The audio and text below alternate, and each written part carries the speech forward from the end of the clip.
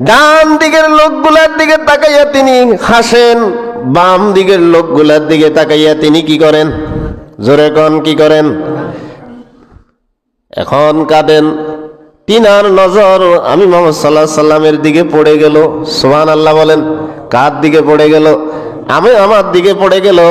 ফাকালা মারহাবান বিন নবী সাল্লাল্লাহু আলাইহি ওয়াসাল্লাম as-সালিহ ওয়া ইবনে সালিহ। আমার দিকে নজর যখন তার পড়ে গেল, পড়ার সাথে সাথে বলে উঠল, আমার প্রিয় সন্তান মুহাম্মদ সাল্লাল্লাহু আলাইহি সাল্লাম তোমাকে সুস্বাগতম। সুবহানাল্লাহ। আমার সন্তান তোমাকে কি সুস্বাগতম। আমরা কার সন্তান? বাদরের সন্তান, বান্দরের সন্তান? কার সন্তান? আদমের সন্তান। কার সন্তান? আদমের সন্তান। ও প্রিয় সন্তান, তোমাকে আল্লাহর আকাশে তোমাকে সুস্বাগতম।